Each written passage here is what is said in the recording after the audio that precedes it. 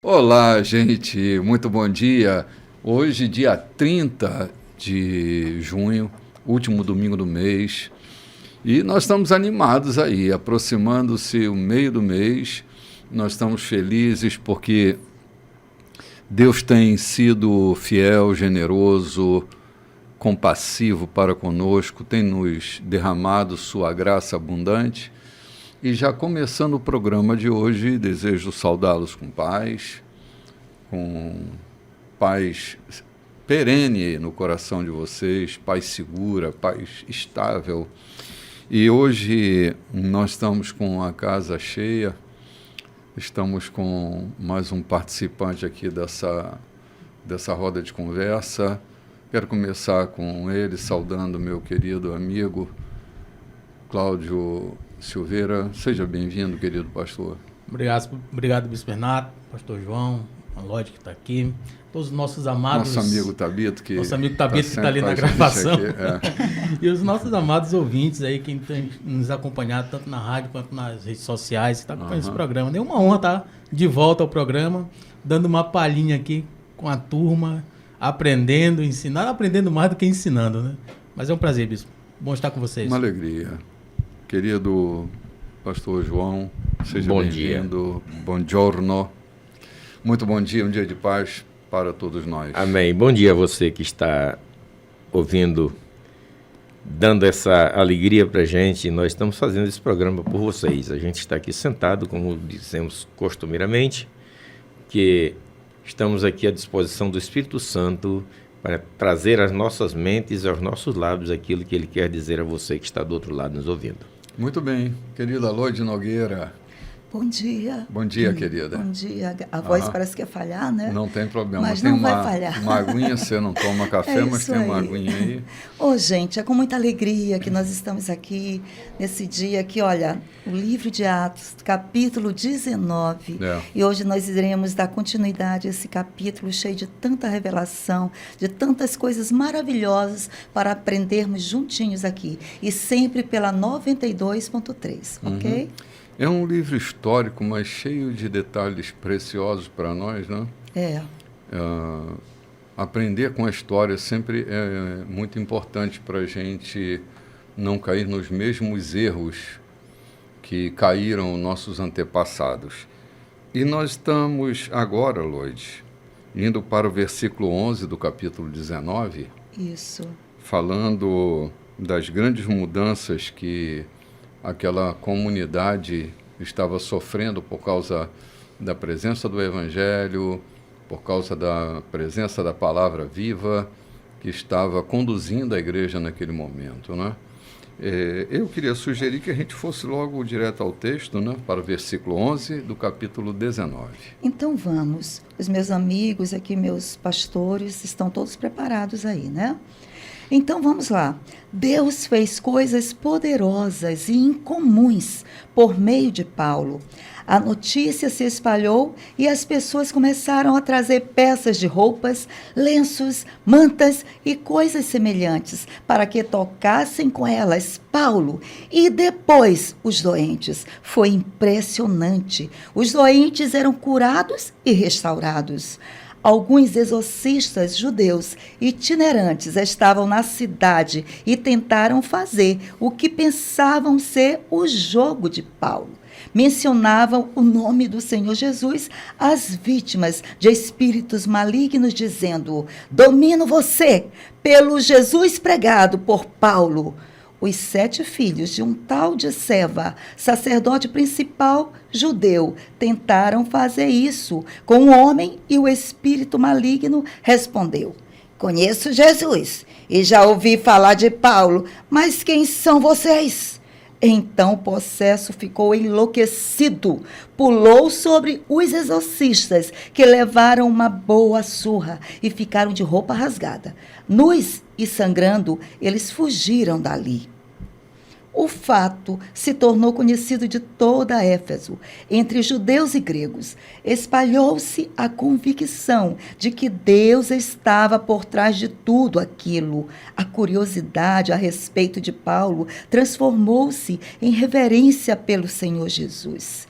Muitos dos que creram abandonaram a feitiçaria.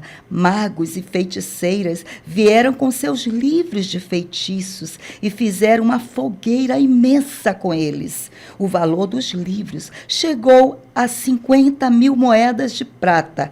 Assim, ficou evidente que a palavra do Senhor fora vitoriosa em Éfeso. Meu Deus do céu. Que operação maravilhosa foi essa, né? Aqui está um assunto que eu tenho tocado ultimamente. A obra de Paulo, ela tinha uma finalidade: apresentar Jesus, não evidenciar Paulo, não colocar Paulo no roteiro dos mais preciosos. A finalidade de toda a operação de Paulo estava em ver o nome de Jesus glorificado, em esparramar o Evangelho, não em fazer do ministério Paulo o ministério conhecido entre os povos, mas o nome de Jesus ser conhecido entre os povos. É impressionante como a estratégia que estava sendo usada, né, nesse desejo de ver os outros curados. Eles traziam peça de roupa, traziam coisas, né? E ao toque, né, dessa unção residual que havia na vida de Paulo, os enfermos eram curados. E não foi ideia de Paulo. Não, foi o povo que vinha, né, aflito, fazia essa conexão na cabeça deles, né? Foi igualmente a conexão daquela mulher que decidiu sair daquele lugar e hoje eu vou tocar nas vestes do Senhor Jesus. Sim. Ninguém deu aquela ideia para ela, ninguém deu aquela proposta, mas por ela mesma ela disse, ele é esse poderoso, então tudo que está ligado, conectado a ele também transfere poder. Olha Esse só. sinal apostólico é muito impressionante. Sinais, prodígios, maravilhas, são sinais apostólicos para a implantação do Evangelho numa região que o Evangelho ainda não chegou, que o Evangelho ainda não fez efeito. É um sinal apostólico. Sim. Mas não é a base do Evangelho, não é o fundamento do Evangelho. Isso. É uma ferramenta para se chegar ao povo. Durante muitos anos, eu curei tantos enfermos. Eu continuo curando enfermo aqui, ali, acolá, mas era uma quantidade grande de pessoas enfermas. Isso acontecia normalmente nos lugares que eu ia para desbravar o Evangelho. Lugar onde não tinha igreja, não tinha a pregação do Evangelho, os sinais fluíam com muita intensidade, como uma ferramenta para movimentar o território onde o Evangelho estaria sendo plantado, né? Então, Paulo está se utilizando de uma ferramenta que não é para que ele se tornasse o cara mais importante, era para que Jesus fosse conhecido. A gente precisa colocar essas coisas no lugar para a gente não ter essa falsa sensação de onipotência que é tão perigosa na vida de um líder, né? Um líder que se sente, que se percebe onipotente, ele começou a entrar no nível de fracasso maior da vida dele. Porque ou a honra pertence a Jesus, ou nós vamos ter complicações severas. Nós não fomos constituídos para a onipotência. Nós não funcionamos bem como onipotentes. Nós temos uma estrutura humana muito aquém para assimilar o conceito da onipotência. Então, todo ser humano que se julga onipotente, ele está a um passo de uma queda severa e irreversível na vida dele, né? É verdade, bispo. E lá no livro de Marcos 16, se não me engano, capítulo 16, versículo 17, dá uma pincelada muito boa na questão dos sinais, né?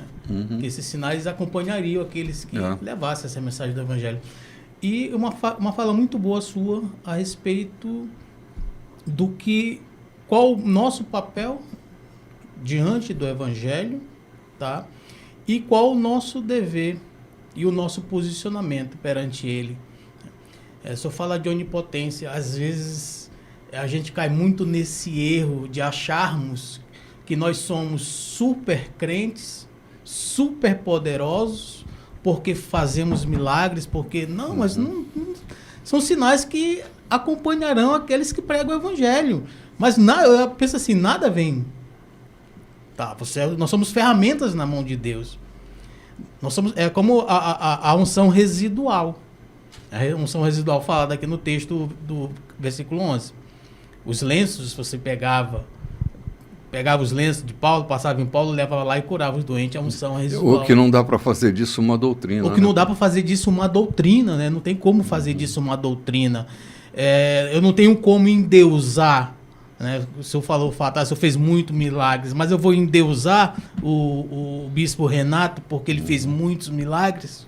Ou é o Jesus que estava no bispo Renato que fez os milagres? Talvez, Cláudio, umas 2 vezes na minha vida, eu não tinha como ir ao lugar onde a pessoa estava e eu peguei o lenço que eu estava usando e a pessoa levou, João, para colocar sobre o enfermo. Eram pessoas cancerosas. Sim. E o câncer foi expelido. Assim, mas foram 2 vezes na minha vida. Eu não vivo ungindo o lenço, mandando o lenço ungido. Eu lembro. Só lembra do sapato? Lembro. Da história do sapato? Lembro. Foi contigo, Foi Cláudio. Comigo, a história do sapato. Verdade. Eu levei, o senhor me deu alguns sapatos para doar, né? E lá na minha rua tinha um andarilho que tinha a trombose, trombose ou era, não me lembro muito bem disso. Eu dei um dos seus sapatos para ele calçar. Dei lá, de oferta não, de doação. E passou 2, 3 dias, ele me disse, chegou passando também, pedia comida, ó. Eu não sei o que aconteceu, mas eu fiquei, depois que usei o sapato, eu fiquei bom na minha perna. Sim, eu me lembrava, só não me lembrava que foi contigo que comigo, aconteceu. Eu peguei isso. Pois é, unção residual. Coisa, né? Eu também já tive algumas experiências no meu ministério de pegar um lenço meu, né, e entregar para um irmão que estava enfermo. Fui na casa dele entregar um irmão que estava enfermo e disse, deixa esse lenço no teu pescoço. Pelo menos 3 dias ele sofria daquele erisipela, né? E ficou sarado. Mas me vangloriar por isso, não. Eu só perdi meus 2 lenços. Nós somos ferramentas. Ei, pastor João, o que você acha? Eu aqui estou extasiado. É de que nos ensinaram, nos fizeram crer num Jesus que opera na igreja, quando o reteté está pegando, quando as orações, quando o jejum está acontecendo. E o que a gente está vendo aqui é que aqueles que servem a Deus com integralidade, aqueles que se decidem a servir a Deus, entregar a sua vida a Ele, não é só a sua voz quem determina a cura, mas tudo que existe nele. Quando o salmista diz assim, tudo que há em mim, bendiga o seu santo nome, quer dizer, tudo que eu tenho, se eu tenho uma fazenda e o que parte daquela fazenda pode abençoar pessoas, o recurso financeiro daquilo pode abençoar pessoas. É algo que é meu e que está abençoando pessoas. Nisso nós cremos que é possível. Mas por que não crer que tudo que há em mim, a minha roupa, aquilo onde eu toco, o que Deuteronômio diz? Onde tu tocares, onde tu puseres a mão, muda. Eu estou aqui, confesso que estou extasiado em lembrar que a gente esquece que isso é verdade e deixa para os milagres acontecer num dia de culto. Fazemos grandes festas,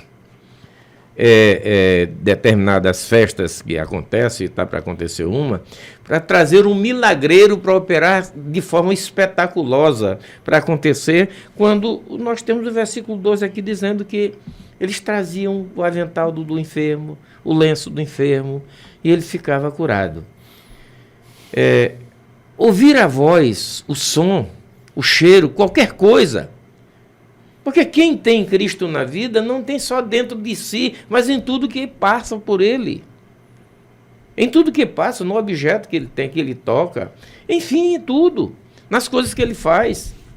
São coisas que realmente... Eu estou lembrando aqui, um dia uma senhora foi comprar um frango na mão da minha esposa e disse, eu estou vindo do Vinhais comprar aqui. E a minha esposa, assim, meio sem jeito, disse, a gente cuida com muito carinho a mercadoria do cliente. Ela disse, não, é porque as mãos são abençoadas. As mãos que cuidam disso. Eu estou vindo porque eu sei que eu estou comprando de mãos abençoadas. Entendeu? Uhum. Pessoas que entendem isso. Eu fiquei achando isso aqui a coisa mais linda. Quando entender que de mim pode sair virtude através daquilo que eu possuo. Ou até daquilo que eu não possuo.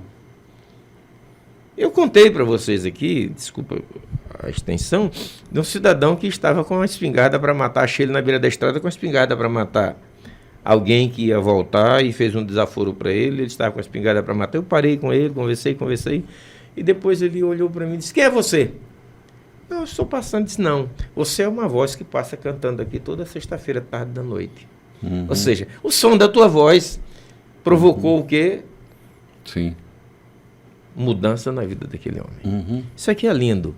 A gente não deve abrir mão disso, não se ater a milagres, como disse o bispo Renato.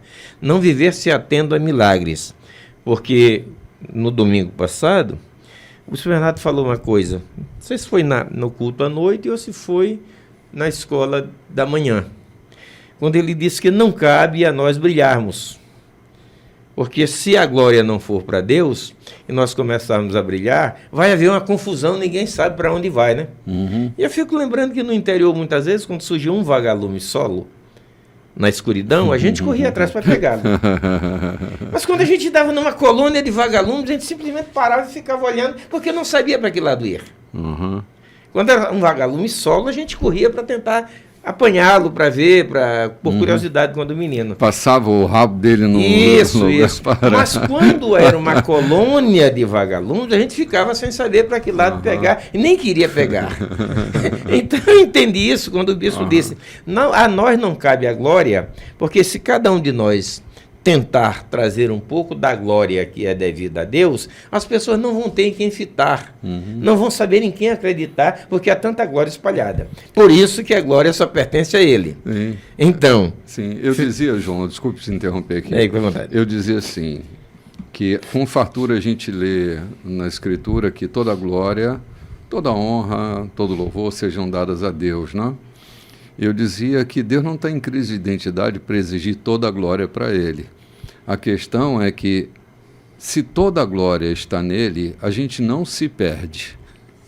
Mas, se a glória estiver dividida entre nós, nós vamos viver perdidos, né? Não vamos saber, como o vagalume. A gente, tendo em Deus toda a glória, a gente sabe que é dele, que não está fatiada, não está faccionada. Então, o lugar da honra, o lugar da glória, é o lugar dele, não é o nosso lugar. Para que a gente tenha certeza para onde está indo, é necessário que a glória dele seja refulgente o tempo inteiro, e a gente viverá em paz. Mas se tiver a glória dividida, a gente está frito. Que ele seja o farol, seja e o farol, não apenas pisca-piscas por aí. E se minha luz brilhar mais do que a dele, ou achar que brilhe mais do que a dele, na verdade eu vou ficar ofuscado comigo mesmo. Eu estava até vendo um estudo, João, sobre os vagalumes, bispo Renato, que falando uma coisinha, um trechozinho de como eles têm desaparecido, né? Pouco tem se visto, né?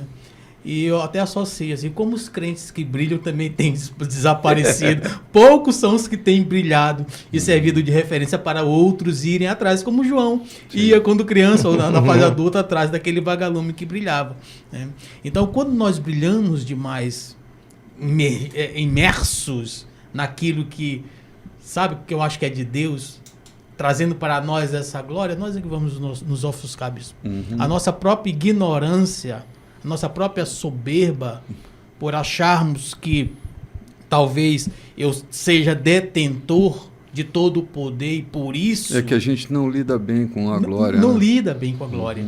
Mas há um outro fator bem aqui, que a gente está tratando disso, mas vendo outra coisa aqui, É que há muita gente tentando ter esse mesmo poder sem ser credenciado. É o que a gente viu no texto, João. Entendeu? Mas tô falando do texto. Pessoas que não estão credenciadas, porque não tem nele em si, né? Não há raiz, não há profundidade, não há iluminação dentro dele sem autoridade nenhuma. Infelizmente, nós estamos cheios, lamentavelmente, nos ditos evangélicos, é um percentual muito grande daqueles que buscam para si agora, até denominações que se especializam exatamente nisso, em operação de milagres. Muito menos de mostrar Cristo como o Senhor de todas as coisas, mas mostrar o poder. E você vê, aí é muito comum você ouvir nas redes sociais, televisão, quando eu entrei para a igreja tal, quando eu conheci a igreja, quando eu fiz a corrente de oração, entendeu? Ou seja, Jesus não está lá nessa história. É apenas aquilo que fizeram os filhos do sumo sacerdote. E olha lá que eles eram filhos de religiosos, né? Eram filhos de religiosos. Era o presidente da convenção. Era o presidente da convenção. Sim. 7 rapazes que eram filhos do presidente da convenção. Inventaram de operar milagres. Agora não estavam credenciados. Não era uma credencial religiosa. É que eles não tinham dentro de si o espírito que habitava dentro de Paulo. João, a autoridade do nome de Jesus não é um Shazam, né? Não é um Shazam. Mas a autoridade é andar na ordem do autor. Eu não tenho autoridade se eu não estiver na ordem do autor. Eu tenho um vocábulo, JSUS, mas eu não tenho autoridade, porque a autoridade ela é dada para aqueles que estão unidos a Ele por esses entranháveis vínculos de fé, de amor, de vida. É a vida dele na minha vida, a minha vida na vida dele. Se isso não estiver acontecendo, eu não tenho a autoridade do nome de Jesus, eu tenho um vocábulo. Um vocábulo, JESUS. Mas a autoridade, lembra que Jesus diz, eis aí vos dei autoridade, essa outorga, ela é dada para aqueles que estão nele. Então, o uso da autoridade. Os filhos de Cefas, eles não estavam ligados a Jesus, eles estavam vendo o jogo de Paulo. Olhavam para o jogo de Paulo, de cara, no nome desse Jesus a quem Paulo serve, né? Eu vou também fazer um milagre. Levaram foi uma coça danada, né? E Lloyd bem fez aí a voz do endemoniado, bem perturbadinha, né? Tá fechando, eu quero ilustrar uma coisa aqui. Sobre autoridade. Fazer com autoridade. Alguns amigos meus já foram enganados por trapaceiros que usaram meu nome para comprar na mão deles. Olha, Silveira mandou que eu pegasse isso aqui assim na sua mão. E eles, por conta do meu nome, que era de credibilidade junto deles, fizeram em consideração a mim e levaram prejuízos, porque não estavam autorizados. Foi o que fizeram os filhos de Cefa. Não foram autorizados por Cristo. Autorizaram-se por si próprio, né? Levaram prejuízo. Levaram coça. A usurpa, João, da autoridade do nome de Jesus, ela é praticada até hoje. Não tenha dúvida. A usurpa da autoridade do nome de Jesus, é isso que a gente vê, o que o João está falando, né? Se você não tiver ortoga na representatividade do nome que você leva, acabou. Acabou. Você vai ser mais na frente, reconhecido pelos demônios que você vai tentar expulsar. Falsidade ideológica. Falsidade ideológica. E vai tá vestido de polícia, mas não é polícia, né? Esse é o perigo. Tá vestindo a farda da polícia, botando o carro da polícia, entendeu? Para assaltar, fazer qualquer coisa. Quando chega a rota, arrebenta tudo. Arrebenta todo mundo. É mesmo. Chega a rota, arrebenta todo mundo. Mas uma hora aparece. Então, eu acho que levar essa ortoga, isso é essencial, é importante, é imprescindível você ter a ortoga do próprio Cristo para fazer a obra dele, tá? Para levar esse ministério, para levar esse evangelho, para falar a respeito dos milagres, para dar testemunho. É um testemunho vivo. Eu vejo muito o bispo falar vez por outra, né? Que nós somos pedras vivas desse evangelho, né? Outorga. Outorga. É a dificuldade da outorga da palavra. Porque, ortoga. É porque lá da região de onde a gente vem, outorga da palavra. É como a palavra já foi usada, o usual da palavra foi essa. Sim, a autoridade do nome de Jesus, ela é real, e todos nós que recebemos dele essa autoridade, ao usarmos, não é um toque mágico, é que o nome dele está sendo credibilizado na vida da gente, né? Então, vamos curar enfermos, mas no nome de Jesus, né? Não no nome de Paulo. Nem no nosso, né? Nem no nosso. Vamos ali tomar um cafezinho e voltamos já. Olá, gente, de volta aqui. Estamos falando de uma cidade extremamente complexa, que é a cidade de Éfeso. Se vocês se lembram, tempos depois, quem vai pastorear essa igreja é Timóteo. Timóteo assume uma cultura extremamente religiosa, com tantas... Porque, assim, não era só o fator religioso, mas o fator da gnose também. Tamanha era a complexidade.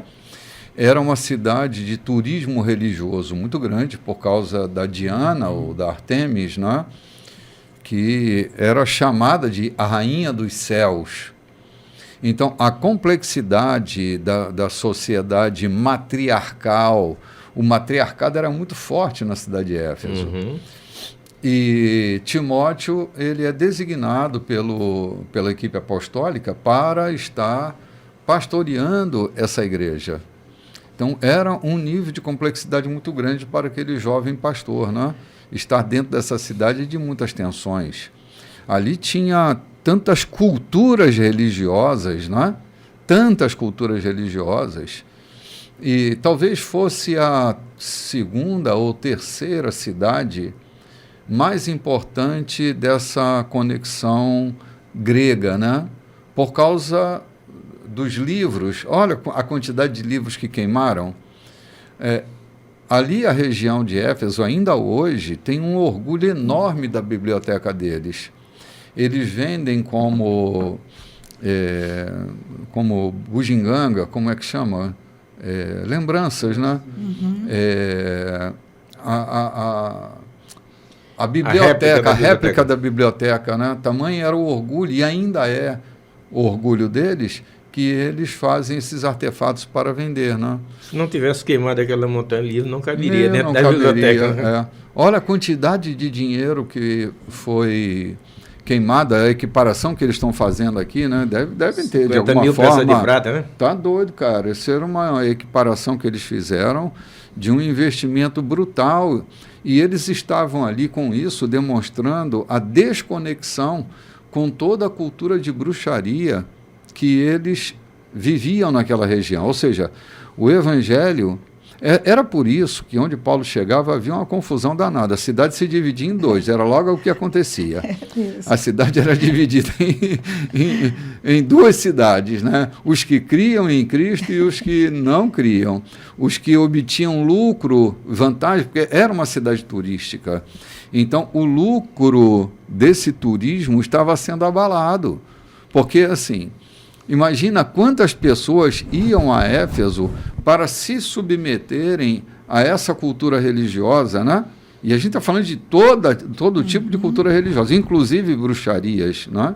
O que eu quero, desculpa interromper, o que eu quero dizer é que nesse caso aqui, eu particularmente não considero porque uma religião, porque no caso aqui, o texto que eu tenho à mão, a versão que eu tenho à mão fala de mágica, ou seja, a magia, na verdade, era exercida que talvez fugisse a qualquer credo religioso. Era mais uma espécie de prática mágica, de magias, e não uma religião. Não havia talvez um culto a alguém na prática da magia, mas eram conhecimentos que adquiriram e buscaram livros. Eu já tive a oportunidade de ler livros de magia negra, e alguns outros, São Cipriano e essa coisa toda. Vocês já viram falar no famoso livro de São Cipriano? Sim, sim. Livro da capa preta, né? Livro da capa preta. Isso, entendeu? Então, é magia pura sem nenhuma religiosidade, né? Apenas práticas obscuras, né? Ocultismo, exatamente, ocultismo. E o que me chama a atenção aqui, aproveitando a minha fala, é que não foram pressionados por Paulo para fazer isso. O poder do Evangelho, como Paulo disse, não me envergonho do Evangelho porque ele é poder. O poder do Evangelho mexeu com a estrutura interior, com a estrutura daquela cidade sem nenhuma imposição do próprio Paulo. O texto diz que eles trouxeram, não foram convidados a trazer, né? Poder do Evangelho. Sim. Agora, é interessante, João, que tanto os judeus quanto os gregos, que era uma cidade que estava infiltrada de todo tipo de gente, né? Era uma megalópole. Na verdade, ela era a capital de Roma ali, né? Do Império Romano ali na Ásia Maior, chamada Ásia Central. Né? A cidade de Éfeso, ela chegou a ter 300 mil habitantes.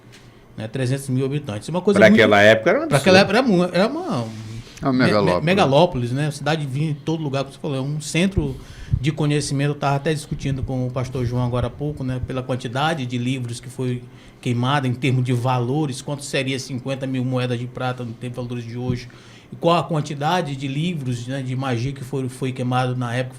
Segundo o texto, foi feita uma fogueira muito grande. Então, como eles eram ricos nesse tipo de conhecimento. Mas, assim, não foi toda a cidade que queimou. Vamos dizer, uma parcela que entendeu o Evangelho e se converteu ao Evangelho de Paulo que tem queimado. E só essa parcela deu uma quantidade enorme. Porque a cidade realmente ela era enorme. Né? Ela era grande mesmo. Então, uma cidade com mais de 300 mil habitantes, né? Uma cidade de megalópolis. Então, assim, começou a falar uma coisa interessante, né?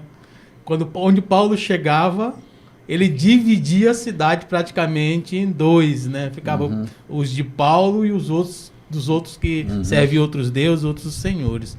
Mas o impacto que isso trouxe àquela cidade, né? Uma cidade de conhecimento, uma cidade da prática, eu acho que o João falava, que praticava a magia, que praticava a bruxaria, que praticava outros ritos, outros cultos a outros deuses, inclusive a deusa maior, que era a deusa Artemis, né, que era a deusa de referência daquela cidade. E como isso impactou, como essa palavra impactou, como a mensagem de Paulo impactou e dividiu aquela cidade, com que proporção, né, isso aconteceu. Sim. Os gregos e os judeus que lá estavam, ficou claro para eles que Deus estava por trás de tudo isso. Ou seja, a evidência que foi constatada entre aqueles que lá estavam era de que Deus estava naquela movimentação toda, né? Então, não era Paulo, era Deus por trás de tudo isso, né? Exatamente. E foi tão impactante que nós vimos no próprio texto, né, quando a notícia ali se espalha da presença de Paulo, quando os milagres começam a tomar notoriedade, né, os magos e os bruxos, né, que outrora tinham as práticas, tentaram imitá-los. Né? E a gente vai ver um texto, mas em outro texto da Bíblia, que alguns tentaram até comprar esse poder que Paulo tinha, né, por quanto ele venderia esse poder. Então, assim, eu acredito que eles perceberam, poxa, ou ficaram ali espantados com aquele poder tremendo que estava sendo manifesto naquela cidade. Até então eles vivenciavam um poder que era limitado ali pelos livros, pelas práticas, pelos trabalhos que eles faziam. Mas algo que transcendia aquilo que era natural, a naturalidade de uma magia, de um trabalho para o sobrenatural do poder de um Deus que até então eles não conheciam, isso impactou. Sim. Impactou.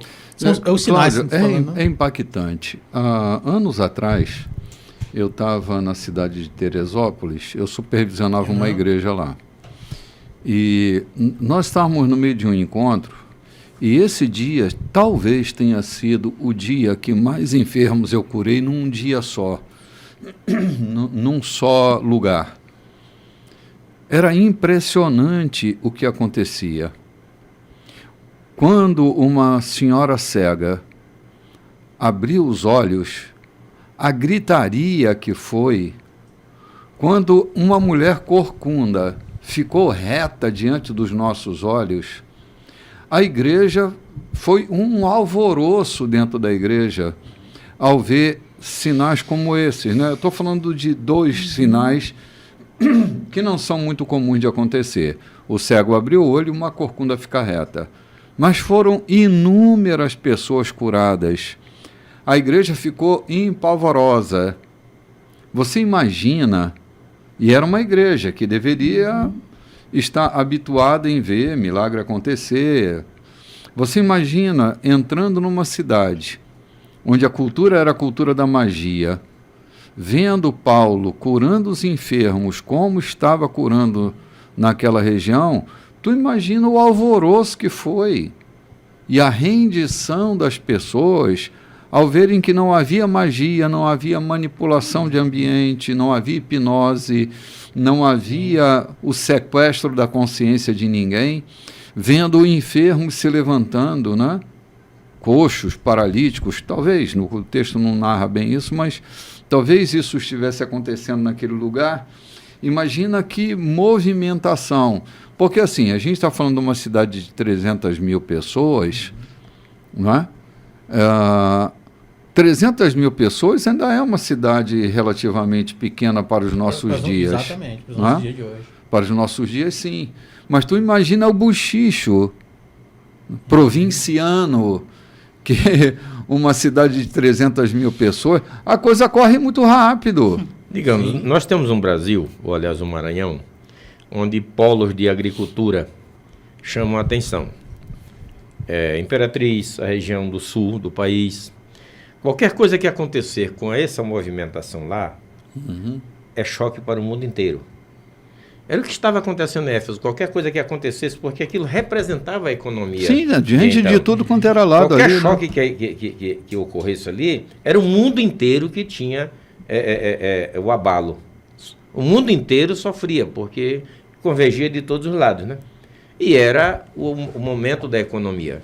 Uma cidade grande com a economia baseada na magia. Todo mundo que perdia o cavalo vinha atrás, vinha responsar. Aquele que tinha qualquer... Era o centro da sabedoria. Então, na verdade, o que você acaba de dizer, e é muito claro, o Evangelho tem o pendor para as grandes coisas. Eu estava vendo aqui, buscando enquanto vocês... o menor valor que eu encontrei para uma moeda de prata foi $100. Aí quando imagina quanto foi que eles tocaram fogo ali. E tocaram fogo não foi simplesmente para destruir. Tocaram fogo, foi em praça pública, não foi? Sim, diz aqui que foi praça. O que eles estavam dizendo com isso? Nós encontramos algo melhor do que isso que praticamos a vida inteira. Nós estamos demonstrando que encontramos alguma coisa mais profunda do que aquilo que nos envolveu a vida inteira. Sim. E publicamente nós estamos dizendo que estamos abandonando essas práticas. Não foi no meio, às escondidas. Trouxeram e queimaram em plena praça. Ou seja, o mundo inteiro viu, sentiu o calor daquela fogueira. É o efeito do Evangelho. Exatamente, João. Hoje nós temos a nossa segunda maior cidade do Maranhão, é Imperatriz, e a terceira é São José de Ribamar, para quem não sabe, né? Tá chegando nessa casa aí dos 300 mil habitantes também, só fazendo uma visãozinho comparativo. E o fato importante, João, isso que você mencionou, é a notoriedade de um evento. Sim. A notoriedade de um evento, você trazer para a praça pública, no meio de milhares de seguidores de outros deuses, praticantes da quiromância, da magia negra, sei lá, da feitiçaria, vendo seus pares, até que outrora caminhavam com eles, praticavam com eles, pegando os seus ricos conhecimentos, né, conhecimento, e incendiando, fazendo uma fogueira imensa, dando notoriedade a um outro evento, que era o evento do Evangelho. No versículo 17 a 20 tem justamente isso que o bispo até mencionou agora, né? Eles reconheceram que quem estava por trás de Paulo era Deus. E Deus estava por trás de tudo aquilo. Por trás de todos os eventos, era o Deus que Paulo pregava. Porque até então eles não conheciam. Primeiro acontece o episódio dos filhos de Cefa, querendo descredibilizar. Estavam querendo criar notoriedade, e se aquilo tivesse acontecido, eles estavam descredibilizando Paulo, ou seja, é truque. É truque. De repente, precisou que eles fossem desmascarados para que, na verdade, o evangelho real acontecesse e entrasse na vida do povo daquela cidade. Muitas vezes coisas acontecem, precedem exatamente preparando o caminho. O João Batista, né? Que veio preparando o caminho de Jesus. Sim. Aquela situação veio para preparar o caminho da pregação de Paulo. Sabe que é uma coisa interessante, João? No mesmo texto diz assim, a curiosidade a respeito de Paulo. E eu fico pensando, bispo, que curiosidade nós estamos despertando nas outras pessoas do evangelho que nós pregamos? Qual a curiosidade?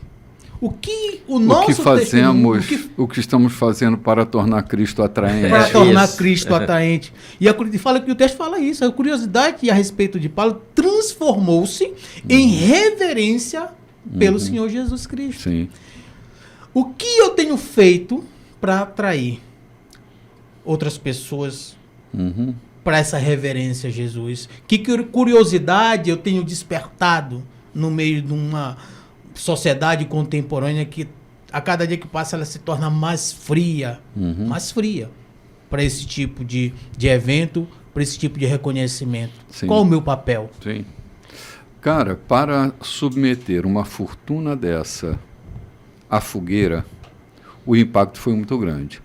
Por exemplo, a gente está falando de livros, mas a gente não está falando da biblioteca da cidade, a gente está falando da Biblioteca Nacional, a gente está falando de uma biblioteca em que livros era uma coisa rara e cara. Rara e cara. Não é? Não era papel, eram pergaminhos. Se a informação de João Silveira está batendo que cada moeda de prata valia $100, nós temos cerca de 25 milhões de reais de investimento. Olha só. Sim, são 5 milhões de dólares, 25 dólar a 5 reais. Estou batendo dólar a 5, está mais do que 5, mas isso. Batendo a 5, dá 25 milhões de reais em livros de feitiçaria e bruxaria. E para aqueles que aceitaram o evangelho não representava nada esse valor. Podiam ter... Porque muitas vezes, assim, toca aqui que acontece muitas vezes, a gente quer guardar algumas quinquilharias porque acha que vai nos dar lucro e que é melhor nos desencilharmos dela. Aquilo que eles fizeram, eu tenho, já falei aqui há muito tempo atrás, de um pastor amigo da gente que saía da sede e ia visitar o campo no interior. Passava por a casa de uma senhora que havia se convertido. Um dia ele passa e ela ia com ele ao culto. E ele passa, ela dizia, eu não posso, eu estou com uma dor no estômago. Você já consultou? Já. O que os médicos disseram? Não encontraram nada. Então nós vamos encontrar aqui a razão da sua doença. Sentou com ela e começou a ler a Bíblia. Daqui a pouco ele começa a ler, salvo engano, em Jeremias, onde falava dos ídolos. E ela diz assim, peraí, repita. Ele repetiu. Ela foi, pediu licença, entrou na casa, foi lá dentro do baú, revirou, trouxe uma trouxinha enrolada. E ela disse, olha, pastor, a palavra me disse que é isso aqui. Minha família seguia essa tradição. Quando dividiram a herança, coube a mim estas imagens.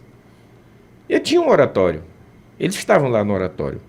Mas então, quando eu conheci a Cristo, eu decidi desmontar isso. Dei o oratório para alguém, mas guardei as imagens lá no baú, estava guardado até hoje. A palavra de Deus está me dizendo que é isso que está me causando essa enfermidade, será?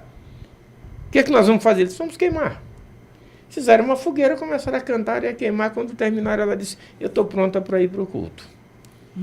E nunca mais teve qualquer enfermidade advinda, talvez, daquela reserva. Ou seja, guardar coisas, quinquilharias, que não devem estarem guardadas. Aquele povo lá de Éfeso trouxeram realmente aquilo que não interessava mais.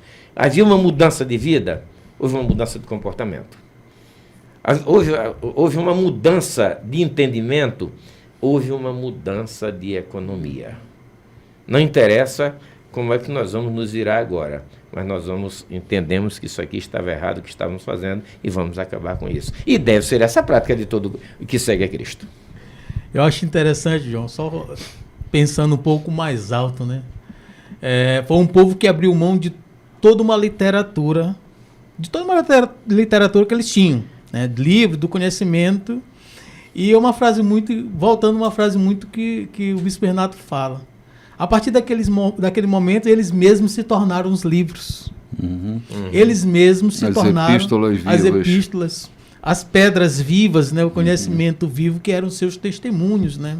Eles abandonaram, o governo gasta, estava vendo aqui, em média, 2 bilhões de reais com a literatura nas escolas, né? Com material didático, todo material didático, livros, tudo em todo o Brasil, nessa faixa. Vamos supor que um valor desse, se fosse para manter um estado durante um ano de literatura, fazendo um comparativo desses 25 milhões de reais.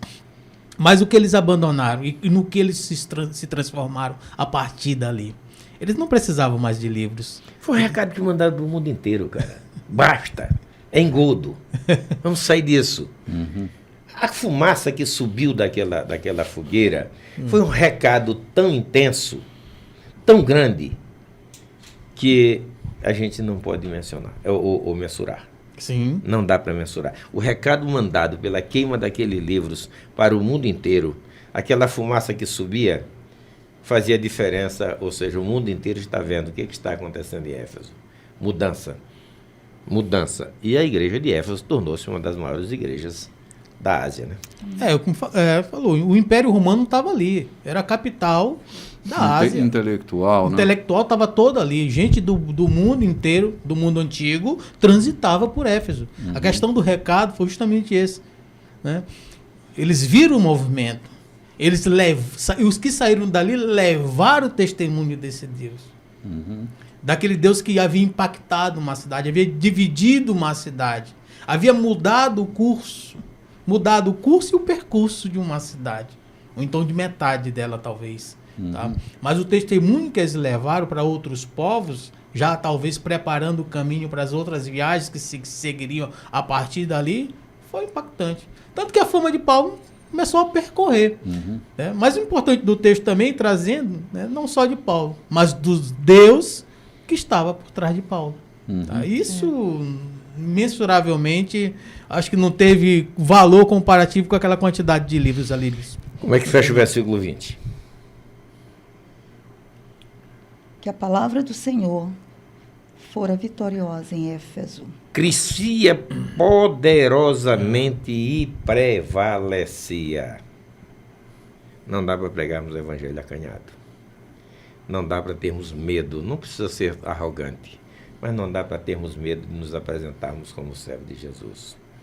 Não dá para sermos nos escondendo se estamos num ambiente político, num ambiente festivo onde não é um culto. Não dá para nos escondermos, porque se a palavra habita em nós, ela prevalece poderosamente. Aqueles livros queimados naquela praça pública era uma simbologia, né, de um basta, né, de uma vida. Naquele momento era um basta, né? Não que aquelas pessoas não tivessem nas suas mentes aquilo que um dia estava escrito, né? Mas aquele livro estava sendo queimado, mas elas tinham registro daquilo que elas aprenderam através daqueles livros, mas aqui eles estavam deixando uma cultura para trás, um padrão, estavam rompendo com um padrão de cognitivo, né? Um padrão de conhecimento, e agora elas estavam ali dispostas a seguir o caminho. O novo padrão aqui era o conhecimento em Cristo Jesus. Então, assim, por mais que livros estavam sendo queimados, Mas eles tinham esse conhecimento aqui dentro deles, né? Poderiam reescrever novamente outros livros, né? Mas ali ele estava demonstrando que de uma vez por todas eles estavam dando um basta, né? Um basta naquela cultura milenar, aquilo que vinha já de avô, de avó e chegou até aqueles filhos, né? Aquele profissional da magia ou da bruxaria. Não cabe mais na vida, né? Não cabe mais na vida. Tem coisas na minha casa que eu também me desfiz, porque para a mulher que eu estou me tornando, eu digo, não cabe mais. Para outro serve, mas para mim não serve mais. Para quem eu estou me tornando, a minha caminhada com Cristo, não serve mais. Não tem cabimento. Não tem não mais é cabimento. uma superstição e não deve ser. Não é. Mas é um querer, uma decisão, é uma escolha. Escolha. Eu tomei uma atitude um dia desse que me pareceu até superstição, mas eu fui incisivo. Eu ganhei uma série de roupas lindas, de marca, lindas. E depois eu descobri o caráter de quem mais deu. Eu peguei e toquei fogo. Peguei e toquei fogo. Não vou vestir aquilo que vestia esse indivíduo. Toquei fogo. Cara, parece estranho. Eu não quero criar um clima de estranheza. Mas uma vez eu toquei fogo numa calça que eu havia ganho. Uma calça até de uma marca que eu gosto, Levi's. Se você quer me dar uma calça, Levi's é a marca, já vou logo dizendo. Mas me dê com boa intenção. Eu taquei fogo naquela calça e ela explodiu. Como se tivesse pólvora nela. A calça explodiu, Cláudio. Olha, vocês sabem que eu não sou supersticioso. Minha cabeça é muito mais racional do que outra coisa. Mas eu vi a calça explodir na minha frente. Mistério. Mistério. Gente, vamos tomar um café ali, misterioso café, e voltamos já já.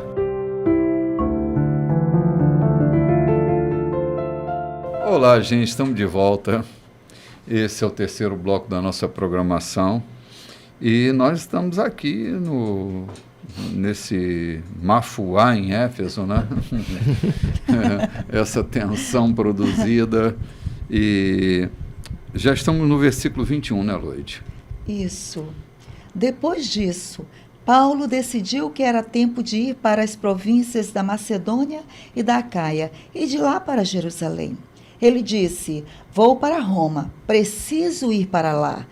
Ele enviou 2 de seus assistentes, Timóteo e Erasto, para a Macedônia, mas ficou na Ásia para resolver alguns assuntos. Antes de partir, ocorreu em Éfeso um grande tumulto a respeito que era conhecido como o Caminho. Certo ourives, Demétrio, chefiava o negócio de manufatura de relicários da deusa Ártemis e empregava muitos artesãos. Ele reuniu seus empregados e outros que lhe prestavam serviços e disse: homens, vocês sabem que temos um bom negócio aqui e já viram como Paulo se intromete no que fazemos para nos desacreditar, afirmando que não existem deuses feitos por mãos humanas. Muita gente o apoia, não apenas aqui em Éfeso, mas por toda a província da Ásia. Não apenas nosso negócio corre risco de ir à falência, mas o templo da nossa famosa deusa Ártemis acabará em escombros quando sua reputação gloriosa se for.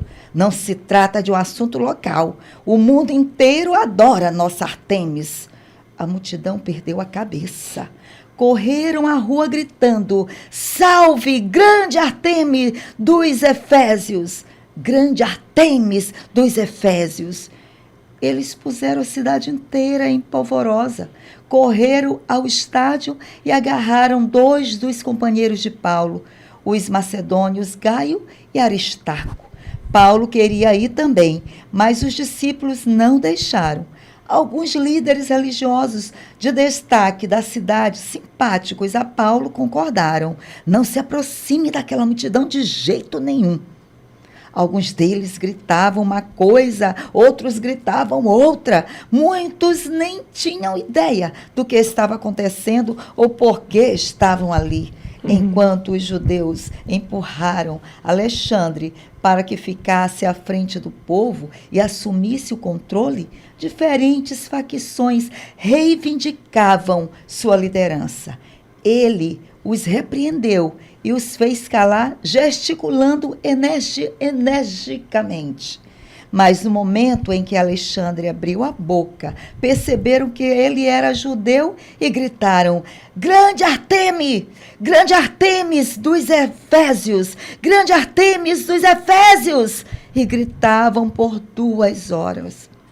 Finalmente, o escrivão da cidade fez a multidão se aquietar e disse: Caros compatriotas, será que alguém em algum lugar não sabe que a nossa querida cidade de Éfeso é a protetora da gloriosa Artemis e da sua imagem sagrada de pedra que caiu do céu? Considerando que isso não pode ser negado, é melhor que cada um de vocês vá cuidar da sua vida. Tal conduta é indigna de Artemis. Os homens que vocês trouxeram aqui não fizeram nada para prejudicar nosso templo, nem nossa deusa.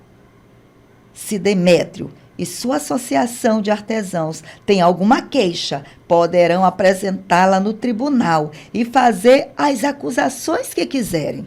Se alguma coisa a mais os está incomodando, reclamem nas reuniões regulares da administração da cidade, deixando a questão a cargo dela.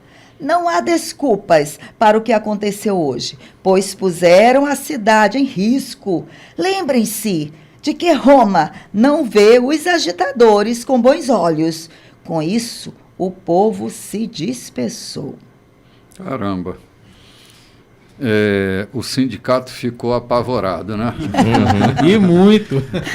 O movimento sindical se arvorou agora aqui. O MST. Cara, como mexeu no bolso, mexeu na vida, né? Verdade disso. A questão é que a apologia do Alexandre é muito clara. De verdade, Paulo não tocou no aspecto religioso da cidade. Não. Ele está desmontando, né, um construto feito não para abalar o negócio de ninguém, não está ali para atacar o sindicato dos artesãos, não está ali para pôr em risco o templo de Artemis.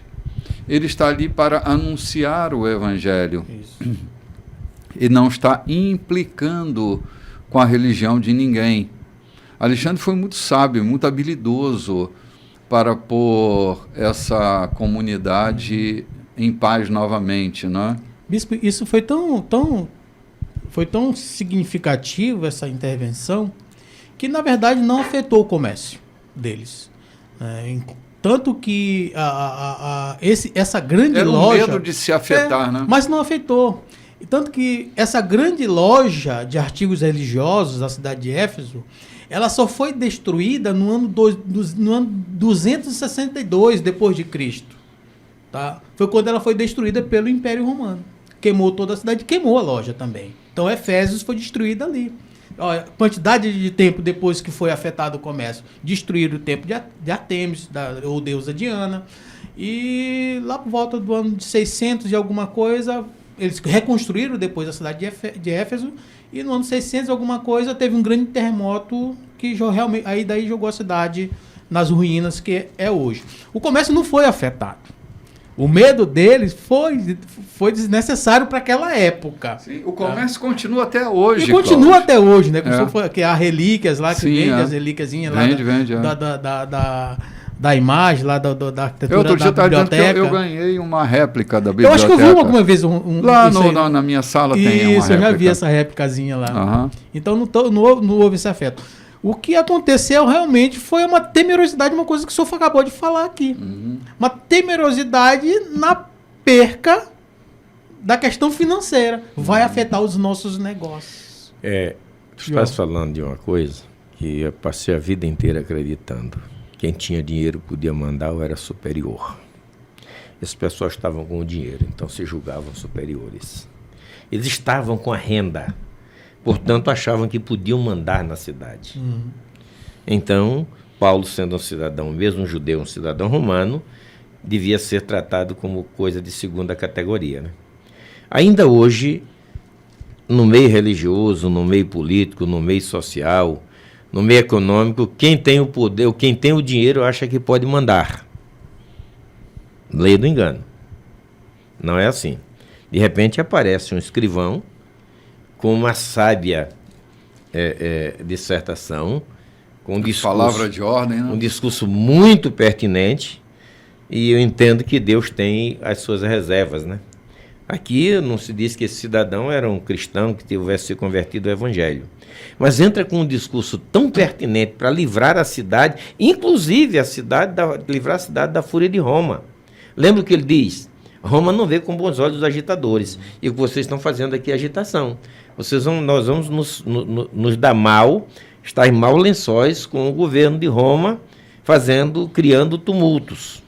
Sim, até porque Paulo era um cidadão romano, embora talvez não tivesse se identificado, mas ele estava mexendo com um cidadão romano. Né? Então, o que eu acho lindo, eu lembro, até vou contar isso aqui como gracejo, mas foi verdade, na região do Parnaíba, ali das margens do rio Parnaíba, tinha um pastor, meu amigo, e ele foi fazer alguns cultos, e alguém inventou de dizer que se fosse fazer o culto, desmanchava facão.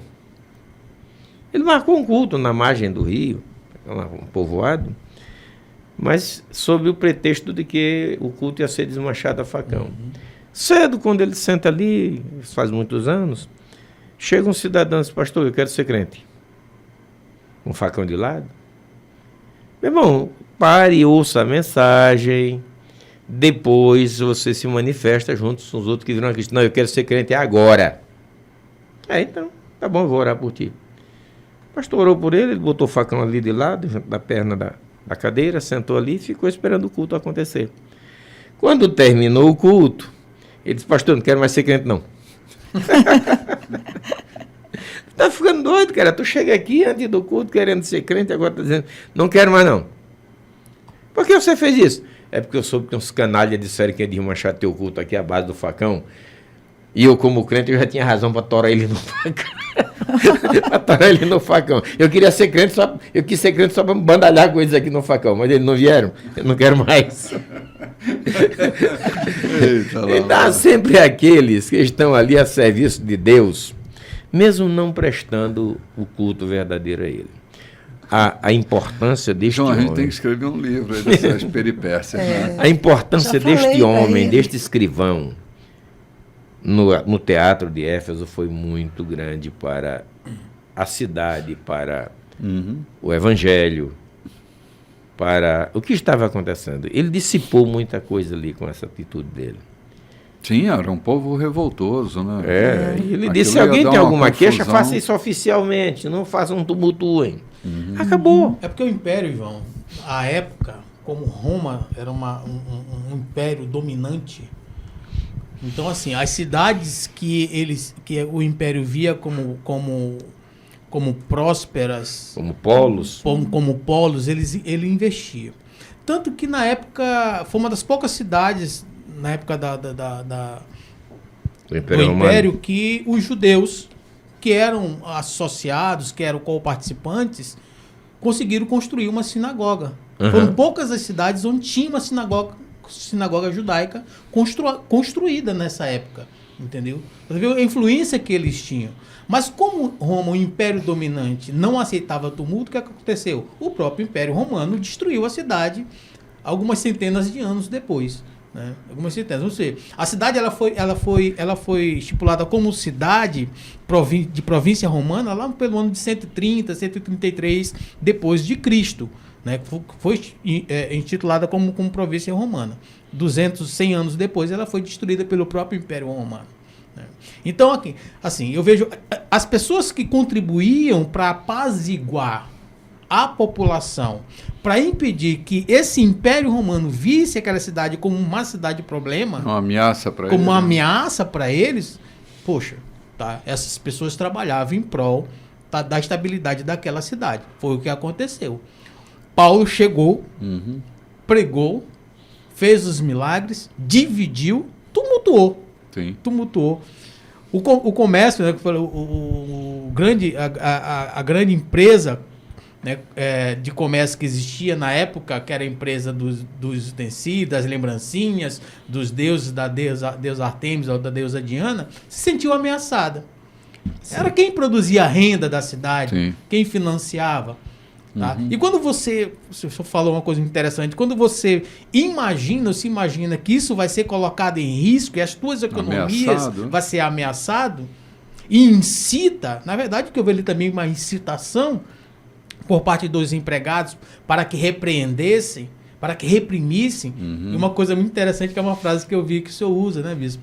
Chamado O Caminho. Né? Como lá no comecinho... Sim, a igreja era o caminho. Era o caminho, a igreja era o caminho. Então, se levantaram contra o caminho, se não houvesse um apaziguador, eles seriam destruídos, talvez com mais...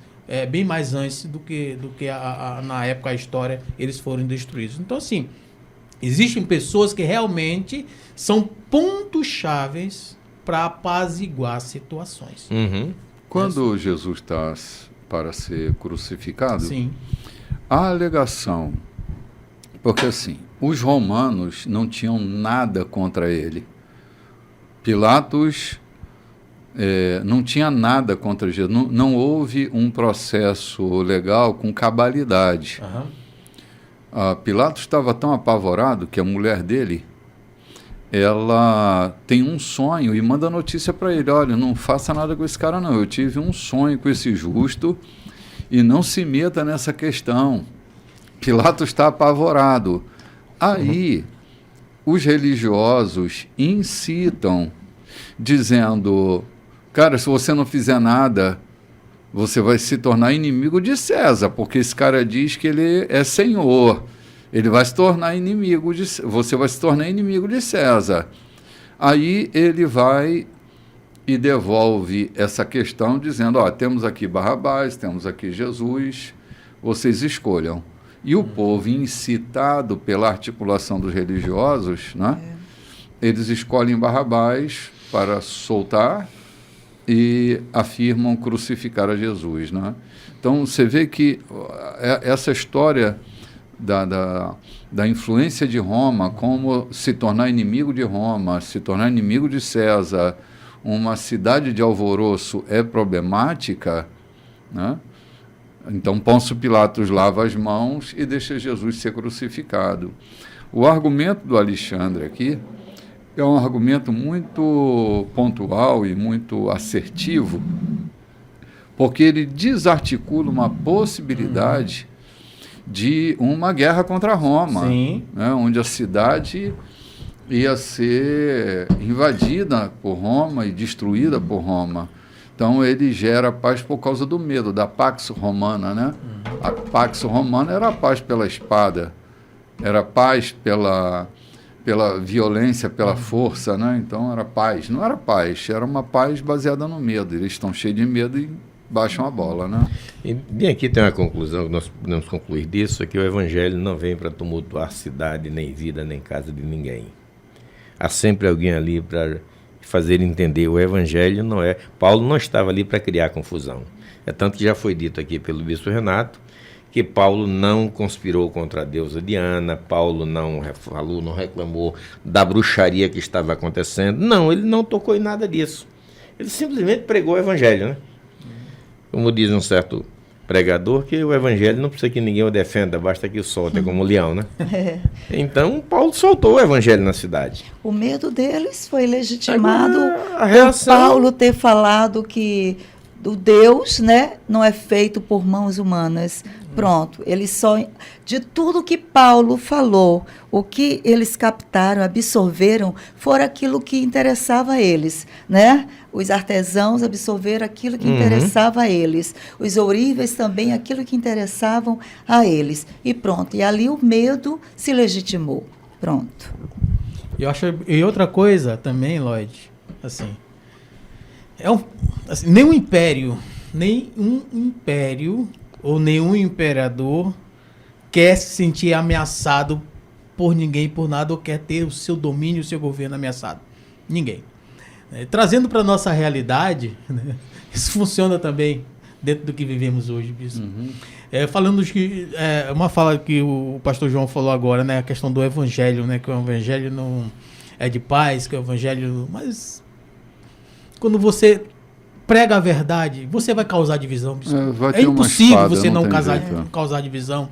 É impossível você estar dentro de uma congregação, dentro de um templo, dentro de uma sociedade, dentro de uma comunidade, na qual você entra em discordância com aquela doutrina, com aquilo que é pregado, e se tratando, falando de evangelho, levando a mensagem do evangelho na essência como ele é, na simplicidade que ele é, em comparação com o que é pregado hoje. Eu via isso na sua fala no domingo passado, quando o senhor falava a respeito desse evangelho, né?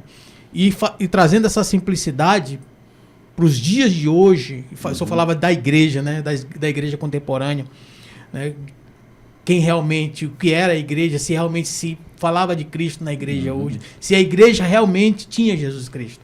Isso na mensagem do domingo passado. Então é impossível ter essa mensagem de leveza, de simplicidade e não causar separação hoje em dia.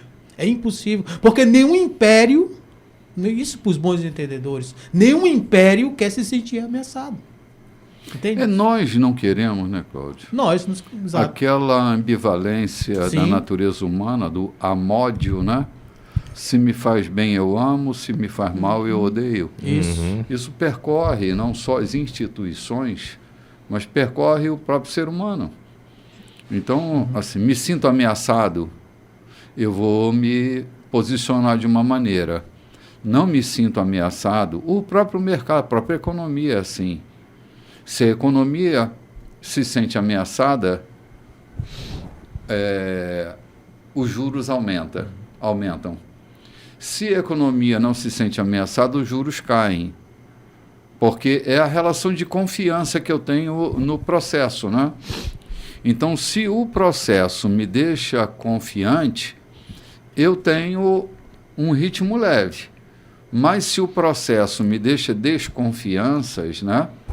E a inadimplência é uma desconfiança na economia, então o juro vai aumentar. Qualquer relação e qualquer economia da vida, ela se inflaciona, vira uma carestia, quando o fator da confiança está ameaçado. Vê as relações matrimoniais quando a falta de confiança toma conta.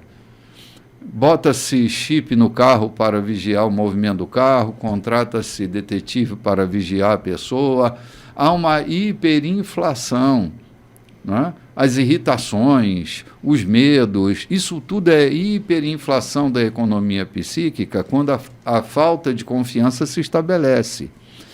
Então, assim, a gente está diante de um mercado, é verdade, é um varejo forte aqui por trás, mas o varejo em si não está ameaçado. O que está ameaçado é a mente dos varejistas, é a mente dos donos do mercado, né? É toda aquela economia monetária que não está correndo risco, mas a mente do ameaçado está correndo risco, então ele vai tomar uma medida, né? E eu estava falando disso, dizendo que o evangelho não traz confusão, quando também não traz pobreza.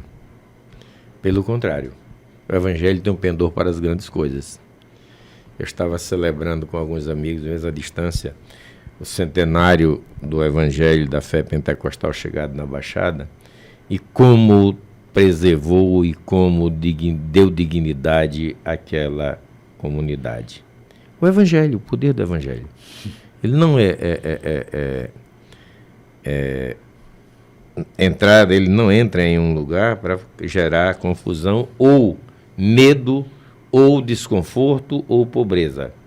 Se bem é recebido, ele muda o contexto de qualquer geografia, de qualquer economia, de qualquer situação. É assim que eu entendo, é assim que eu tenho vivido.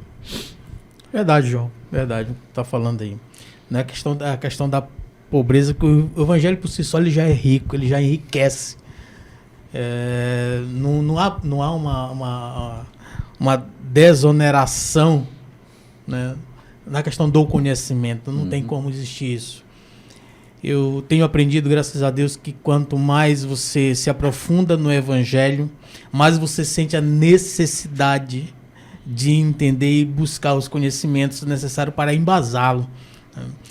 E quando Paulo ele vai levando essa mensagem, ele vai levando essa proposta desse conhecimento, desse tipo de conhecimento, mas do conhecimento, do caminho, sim, ele vai desbancando outros conhecimentos que até outrora eram os fundamentos religiosos de um povo, de uma nação.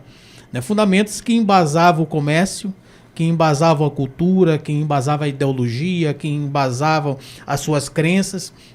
E quem se sentia ameaçado com isso, lógico, se colocava em alvoroço e tentavam mudar a questão da ideologia, do pensamento dos povos. Sim, porque assim, o Evangelho, Lloyd, ele organiza a mentalidade desorganizada de uma sociedade miúda, tacanha, egoísta.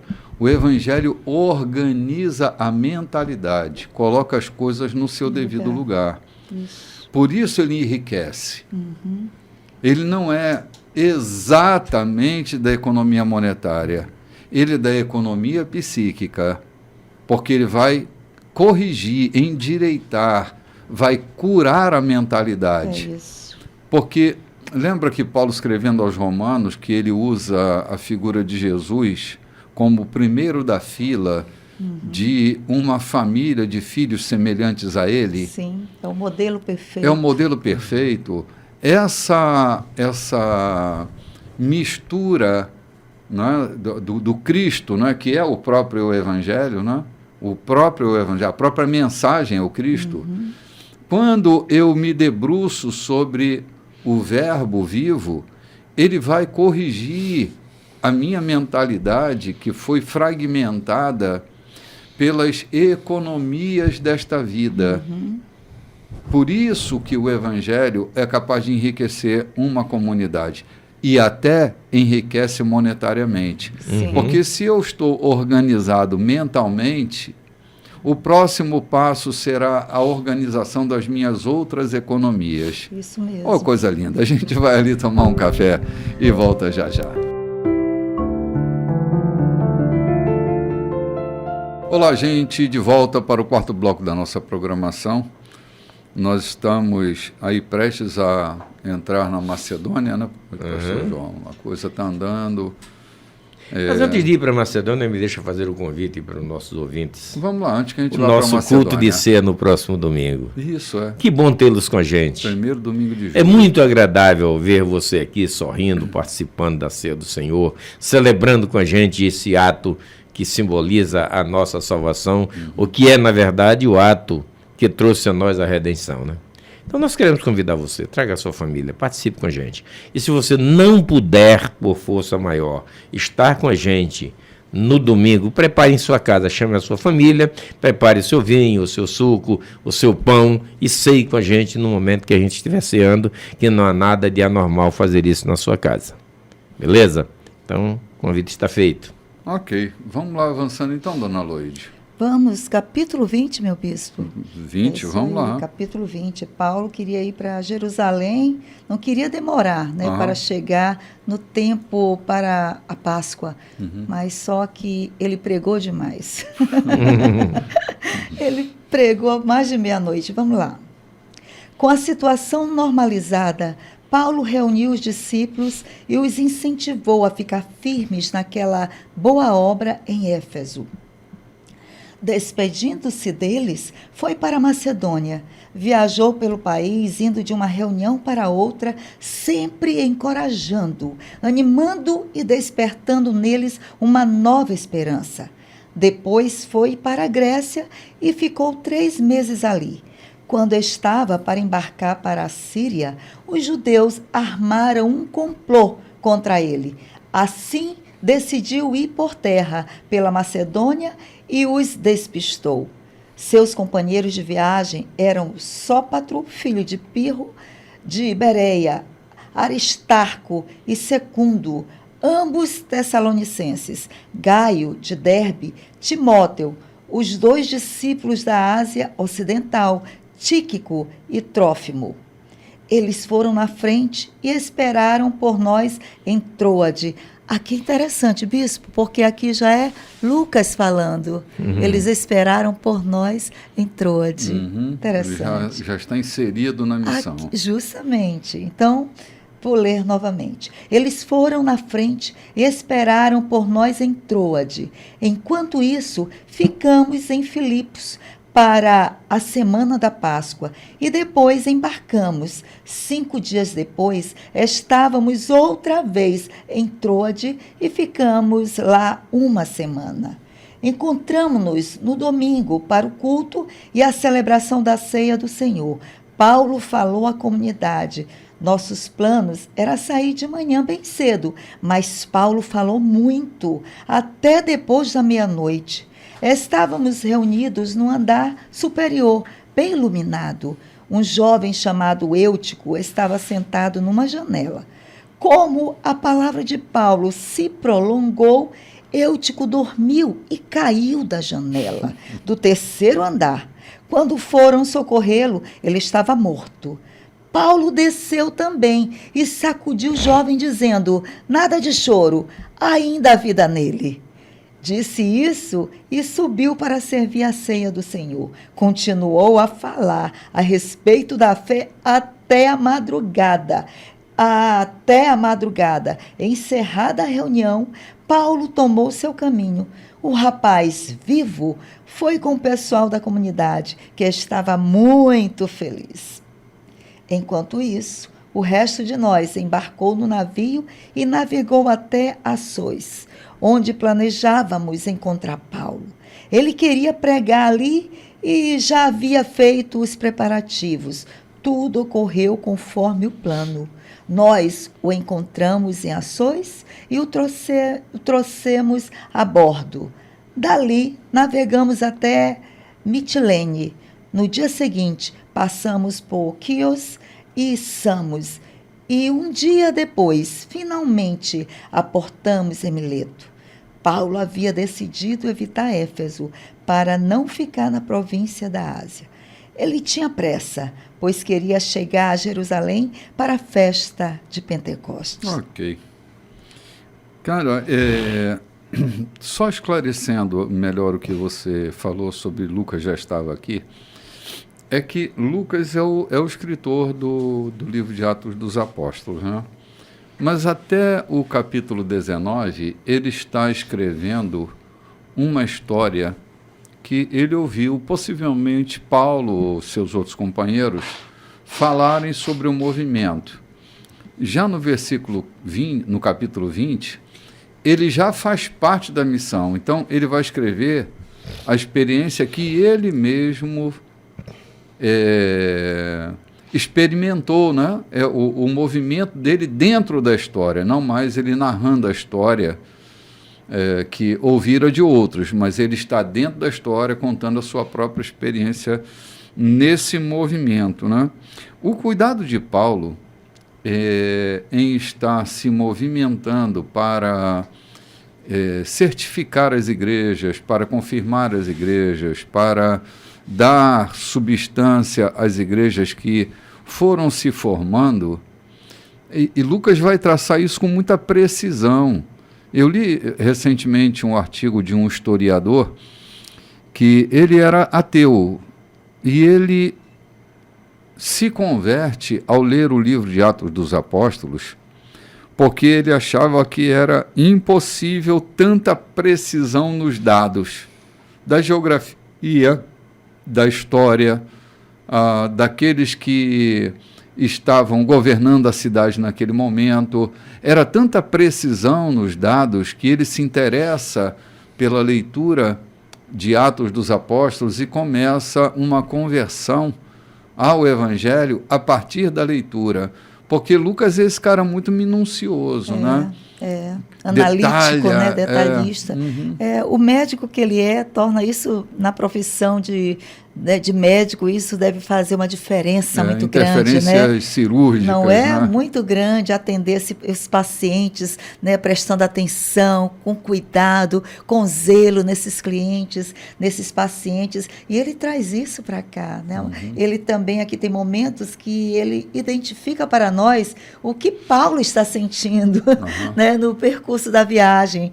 Coisas que só mesmo ali, alguém muito detalhista e prestando muito bem atenção como está acontecendo aquela história, como Lucas pode registrar, quando ele diz, olha, Paulo, ele ele planejou isso, mas aconteceu dessa forma. Era a decisão de Paulo ir por determinado lugar, mas ele acabou muito tarde a pregação. Olha só, né? São detalhes que faz bonito quando a gente lê, né? Com tanta precisão, tão gostoso de se ler, e a gente imagina esse cenário, porque quando nós estamos lendo, né? A nossa mente ela configura um cenário. Tem um cheiro, tem uma cor, tem pessoas, tem timbre de vozes, né? Tem pessoas por ali. Não é apenas uma voz seca, né? Eu não estou extraindo aqui de uma leitura vozes secas, mas minha imaginação, ela traz um cenário. Ela formula pessoas, ela traz vozes para tudo isso aqui. Está acontecendo na minha mente. Isso está acontecendo. E Lucas me dá isso, né? Esse recurso com muita precisão. Isso é maravilhoso para nós, para a gente entender esse pano de fundo, essa história, esse sentimento de Paulo, quando ele diz assim, ele tinha pressa, pois queria chegar a Jerusalém para a festa de Pentecostes, né? Não se sabe se Paulo disse para ele, eu tenho pressa, mas ele entendeu que que Paulo tinha pressa. Sim, né? Verdade. Esse alongado discurso de Paulo, que eu te caí da janela, né? De tanto sono. Ele diz era um lugar iluminado. Né?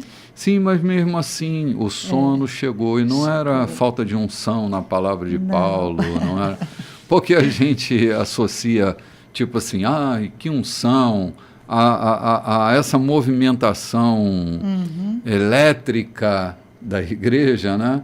E Paulo já está avançado na sua fala, o tempo passou, um dia de trabalho, todo mundo muito cansado, e Eutico cai, a unção estava lá, ele ressuscita Eutico, né? Então, a gente precisa pensar melhor essas avaliações que a gente faz, essas medições culticas que a gente faz, para asseverar se Deus está ali, se Deus não está ali. Se o culto foi bom ou não. Se foi bom ou não. Né? Fulano dormiu no culto. Isso mostra o quanto esse culto estava bom. Não é assim. Não. Porque Eutico dormiu que caiu da janela. Sim. Olha, poucas vezes eu preguei até a madrugada. Mas já houve ocasiões de eu estar reunido com gente tão interessada que foi passando o tempo, e a demanda de quem ouve é muito importante para quem fala, né? O interesse de quem ouve. E é como aquela rocha de Meribá, que tem água dentro dela, só precisa fazer uma demanda para a água vir para fora. Assim é o Evangelho dentro de nós. Se houver um povo desinteressado, a gente rende muito pouco enquanto pregador. É interessante como isso funciona, né? Mas se há um povo interessado, a gente tem tanto no reservatório que é possível que a gente fique uma noite inteira. Se tiver um chazinho de canela com cravo, ele só deu para tempo. aquecer as pregas vocais, a gente vai embora. Né? Que delícia! Deu tempo de Paulo ressuscitar aquele jovem. E voltar ainda. E voltar. Ele tinha ainda coisas a concluir, né? Claro, como é que vai deixar Paulo ser não assim deixa. Passar, né? Paulo, era uma característica de Paulo também, não deixar nada por metade, né, sem concluir. A gente observa isso lá no livro de Tito, quando ele escreve para Tito, ele diz, olha, tem coisas a concluir aí, Tito, né? Coloca em ordem as coisas que ainda faltam. Eu deixei algumas coisas para você concluir. Então, era uma característica de Paulo, não deixar nada pela metade. E isso é um bom modelo para nós, né? Não deixarmos nada fora do lugar, nada faltando, nada quebrado, nada faltando e nada fora do lugar. Sim, há tanta coisa para se concluir. A gente é tão inconcluso e ainda fica faltando tanta coisa. Eu tenho pregado pelos últimos 40 e tantos anos, mas ainda falta tanta coisa. Tanta coisa. Falta tanto conteúdo ainda para ser explorado, né? Que a gente tem essa conclusão, a gente vai morrer não conseguir entregar tudo aquilo que a gente tem como conteúdo, né? Estamos em obra, né, meu bispo? Estamos em obra, sim. Estamos em obra. O tempo inteiro sendo construído, reconstruído, fazendo reforma. Isso. Porque esse é o movimento da vida da gente, né? Criaturas inconclusas como somos nós, estamos sempre em obras. Sempre faltando alguma coisa para detalhar, sempre faltando um ponto para tocar. E na pregação do Evangelho, a despeito de sermos pregadores de uma mensagem só, há nessa mensagem tanto conteúdo que se torna inesgotável. Falar sobre Jesus é um tema inesgotável. A gente tem sempre muita coisa para falar. Aquele que sustenta o universo, aquele que sustenta todos os versos num só, aquele que mantém em equilíbrio todas as coisas, aquele que é o alfa e o ômega. Tudo que eu tenho conhecido de Cristo nesses 40 e tantos anos da minha vida, ainda é muito pouco, João, para se falar daquele que é o alfa, o ômega, o início e o fim, o grande construtor de todas as coisas, né? A pedra angular. Ainda tem coisa. Cada vez que eu leio um texto, eu me surpreendo ainda com detalhezinhos que eu estava desapercebido o ano passado, né? Eu estava desatento na leitura anterior. Isso Por exemplo, mesmo. lendo Atos dos Apóstolos, eu já estudo Atos dos Apóstolos há muitos anos. Cara, eu me deparo com um texto que parece que eu li pela primeira vez, né? Isso mesmo. Porque esse conteúdo salta e a gente lê com olhos mais maduros, com mente mais aperfeiçoada, e a gente vai tendo acessos que anos atrás a gente não tinha, porque via por uma ótica. Por isso que vale a pena a gente se tornar essa metamorfose ambulante, né? Está sempre mudando, porque a gente entra num lugar de fonte inesgotável. Quando a gente trata de Jesus, lembre-se de uma coisa: Jesus é uma fonte inesgotável. Oh, glória. O nosso conhecimento histórico sobre ele não o define. Reconhecê-lo historicamente, reconhecer a obra da salvação, não o define. Ele é mais e muito mais. Oh, glória. Aquele que era antes de todas as coisas, aquele que abriu mão da sua divindade para se tornar humanidade. Os segredos que ele conta da humanidade dele, ainda estou agarrado com o texto de Romanos 8, 29 e 30 na minha cabeça, né? Aquele que se tornou a matriz, o primeiro da fila, o espelho perfeito, para que nós fôssemos sendo transformados de glória em glória nessa imagem.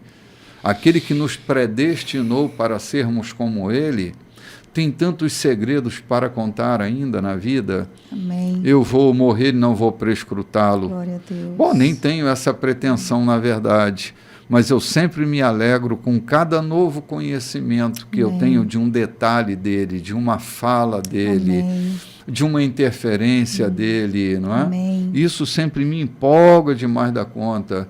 Eu me sinto sempre com um coração muito noviço quando eu toco nas Escrituras. Eu ainda choro com a devolução daquele menino que estava morto para sua mãe. Ainda me sensibilizo quando eu vejo Pedro levantando a Tabita, né? A gazela que estava morta. Sim. Ainda me emociono quando vejo Paulo descendo pelas cordas, né, dentro de um cesto. Eu ainda sinto as emoções dessa minha fase infanto na fé. E eu acho isso terno, eu acho isso bom. Não é? Aguça a minha percepção pela novidade de vida, né? Então, eu estou sempre descobrindo coisas novas. E essas viagens de Paulo de cidade em cidade, bispo, era justamente para ver o que esses cristãos agora estavam vivendo nessa nova realidade. Era para ver justamente em que etapa, que estação estavam as suas vidas. Sim. Não era somente para ver como é que estava a igreja, como ela estava se formando, mas também para ver como é que estavam agora, né? O nível de fé, de maturidade, de conhecimento, de glória em glória, como é que estavam agora cada um na sua individualidade, como é que eles estavam caminhando nesse amor, nesse um com o outro, nessa comunidade que ali se tornou. Então é isso, quando Paulo decidiu, eu vou agora fazer todo o percurso, ver como eles estão, não era só para conferir uma igreja, a sua liderança, como é que estava acontecendo tudo, se tinham como se manter, se tinha como, né, ir para frente, mas era também para ver o nível desse crescimento da alma dessas pessoas, como é que estava a alma dessas pessoas agora, né? Se estavam percorrendo o caminho de verdade, ou se estavam sendo seduzidos por estarem flertando com a lei. Me lembro do espanto, João, que Paulo tem na Galácia, quando ele volta à Galácia, né? Tem notícias da Galácia e diz, meu Deus, vocês se perderam. Sabe, a gente às vezes está lá na igreja, passa uma temporada abrindo novos campos e quando você volta, a igreja pode ter andado para trás, ter atrofiado, né? Então, essa percepção apostólica é muito interessante para a gente avaliar esse movimento, né? Isso mesmo. O quanto que a igreja cresceu em Cristo, né? Amém. O quanto ela se enraizou, porque é possível. E eu conheço, e vocês conhecem, histórias de que igrejas que começaram muito bem na fé, na pureza do evangelho, na simplicidade do caminho, e os anos se passam e elas são atraídas pelo que dá certo, não pelo que é certo. Paulo faz até uma advertência, futuramente a gente vai passar por isso, vai ler, ele aqui, depois ele vai dar uma advertência, cuidado. Cuidado com o tempo que pode vir por aí, com as pessoas, né, que podem querer, né, trazer vocês para o lado deles, com conversinhas. Olhando para quem anda conosco, a gente vê o quanto a gente está avançando ou regredindo. Né? São as influências. Na Galácia, eles têm uma influência louca pelos sedutores legalistas, e eles estão retroagindo. Quem enfeitiçou vocês? Vocês estão enfeitiçados, estão crucificando Cristo novamente. Né? Uma igreja que começa cheia de graça, abundante em graça, e agora estão sendo notados por Paulo como alguém que crucifica Jesus Levantar novamente né? Moisés. Sim. Caramba. E essa trajetória dele é uma trajetória extremamente importante, por isso que ele passa tanto tempo, né? Nesse regresso, para chegar no dia de Pentecostes a Jerusalém, possivelmente para trazer notícias para os irmãos de Jerusalém, rever os amigos, para participar dos festejos do Pentecostes. Uma festa importante, né? Uma festa muito importante. Ele precisava estar lá também, né? Sim. E a gente pode dar continuidade? Ou vamos... Cara, não, está faltando um pouquinho, minuto. A gente vai entrar no capítulo 21, não é? Nós estamos aqui... No versículo 17, rumo a Jerusalém. Cara, não vai dar nem tempo de você concluir a leitura, né? Porque terminamos aqui no verso 16, falando sobre esse pessoal da comunidade que estavam felizes por essa passagem de Paulo, né? A experiência que ele tem com os irmãos, a despedida. E depois entra aqui no discurso bem prolongado de Paulo, né? Bem grande mesmo, né? Eu, às vezes, tenho vontade de fazer discursos bem prolongados. É que a gente tem um cronômetro aqui que peca às vezes, né? É característica de Paulo, pregação prolongada, discursos prolongados. Sim, e a gente tem que estar se reinventando, João, nos últimos dias, porque ninguém suporta muito mais um discurso prolongado. Tem um monte de eutico aí dormindo na janela, né? Agora o TikTok empurra 30 segundos para a gente, olha lá, né, João? O TikTok agora está tomando conta do discurso, né? Se a gente se alongar um pouquinho, mas eu vejo pelas lives, a gente tem feito mais lives muito interessantes, né? E assim, e o conteúdo, e a questão não está no conteúdo. Eu estava vendo um desses caras habilidosos aí nas ferramentas, ele estava dizendo, cara, como os conteúdos imbecis, eles alcançam maior número do que aquelas pessoas que têm conteúdos consistentes, mas não se tornam atraentes por causa das ferramentas. Nós estamos vivendo uma época de mentes inquietas. Inquietas, isso. Mentes inquietas, que não suportam mais de 30 segundos de informação. Você posta um trechinho lá de 30 segundos, você explode em audiência. Se você vai lá para 30 minutos de reflexão, 1 hora de reflexão. Já houve ocasião que eu preguei 2 horas direto sem parar e estava todo mundo ali vidrado, não é? Hoje, se eu me propor a pregar 2 horas, eu vou ficar sozinho. Talvez o João, por educação, fique também, né, João? Senão todo mundo dispersa, né? Como a gente não tem um terceiro andar aqui para ninguém ficar pendurado na janela, a gente não vai ter o trabalho de ressuscitar. Mas a gente vai ter dispersão certamente, porque não suportam. Imagina, cara, como uma época de mentes inquietas que não suporta conhecimento. A era chamada de conhecimento, nós temos conhecimento líquido, fragmentado, não tem consistência no conhecimento. Ninguém está suportando mais. É uma loucura. Estamos vivendo épocas difíceis. Né? Eu não sei se você concorda com isso, vocês que estão nos ouvindo, nos assistindo, mas é uma época complicada mesmo, né? É a gente que refaça os discursos da gente aí, né? Cronometre melhor o nosso culto para poder não perder audiência. Gente, reiterando o convite do pastor João, próximo domingo é o 1º domingo de julho e nós convidamos você para no culto das 18h30 estarem conosco. É o domingo eucarístico, domingo de celebração, e você é nosso convidado para celebrar essa ceia conosco. Se eu fosse você, não perderia. E até domingo próximo que vem, quando a partir das 7 da manhã estaremos juntos aqui tomando esse café. Me despeço com paz para todos vocês que nos deram audiência desse domingo. Forte abraço em todos. Paz, queridos. Shalom.